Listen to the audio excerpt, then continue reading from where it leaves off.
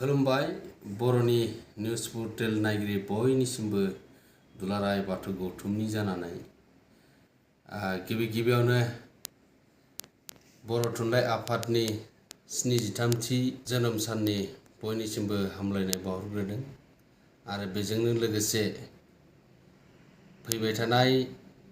गोथार बाथौ साननि खालारखौ लानानै बर' थुनलाइ आफाद आरो दुलाराय बाथौ गौथुम आरो बाथौ सिबियारिफोरनि गेजेराव ससियेल मिडियायाव गोबां दान्थे बिदान्थे जादोंमोन आरो बेखौ लानानै सावरायनायबो जादोंमोन आरो बे सावरायनाया मैया जों मोनथिनो मोनदों बर' थुनलाइ आफादनि मावफुंमेलनि गेजेरजों बे खालारखौ सोलाय सोल' खालामनो हाबाय आरो जों मोनथिनो मोननाय बायदिब्ला फैगौ जानुवारि दाननि 10, 11, 12 इं खालार 2025 मायथाइनि बेवहाय उदालगुरि जिल्लानि सिङाव थानाय डिमाकुसि ओनसोलाव बे हाबाफारिखौ खुंनो लादों आरो बेवहायनो बै बर' थुनलाइ आफादनि 64थि बोसोरसालिया जथुम्माखौ खुंनो लानाया जोबोरैनो बाख्नायजाथावना आरो बरायथावना आरो बे हाबाफारिखौनो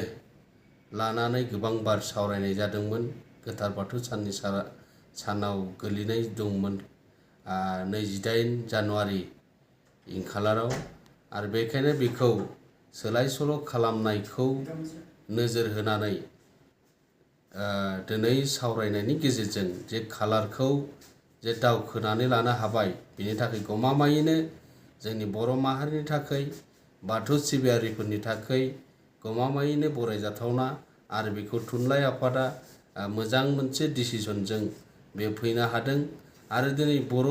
रायजो राजाफोरनि गेजेराव बाथौ सिबियारिफोरनि गेजेराव जोङो बरायजाथावना बेनिखायनो दुलाराय बाथौ गौथुमनि जानानै बयनिसिमबो बर' थुनलाइ आफादनि बिबानगिरिफोरजों लोगोसे जिल्ला आफाद बियाब आफाद थुनलाइ सिबियारि बाथौ सिबियारि बयनिसिमबो बै गोथार बाथौ सानखौ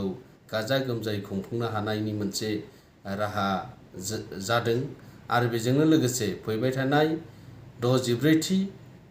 बोसोरसालिया बर' थुनलाइ आफादनि जा जथुम्माखौ गाजा गोमजायै खुंनो लादों बेयो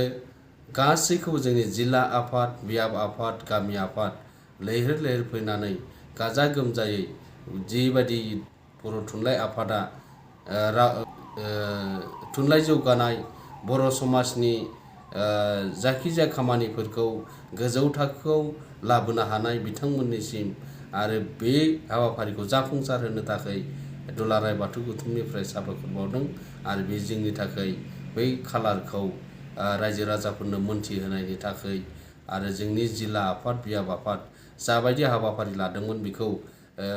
गाजा गोमजायै खुंफुंनो हागोन आरो बेखौ नोजोर होनानै बयखौबो फोरमायनायजों लोगोसे बर' थुनलाइ आफादनि बिबानगिरि बिथांमोनखौ दुलाराय बाथौ गौथुमनि जानानै साबायखर बावदों आरो बे गमामायैनो जोंनि बर' हारिनि थाखाय मोनसे मोजां डिसिसन जादों आरो सावरायनायनि गेजेरजों जोङो लानो हादों गोबां ससियेल मिडियायाव दान्थे बिदान्थे जादोंमोनब्लाबो जों गासैखौबो जोंनि हारिनि सार्थआव आरो दिनै धोरोमनि सार्थआव माहारि दानायनि सार्थआव दिनै जों बयबो खौसे जानानै खामानि मावलांनांगोन आरो दिनै बयखौबो जिल्ला आफाद आरो बियाब आफादफोरखौ जोंनि थुनलाइ आफादाव लैहोर लैहोर फैनानै बाहागो लाफैनो थाखाय दुलाराय बाथौ गौथुमनि जानानै खावलायहरदों आरो बे खोनाखौनो फोसावनानै दुलाराय बाथौ गौथुमनि जानानै खुलुमनाय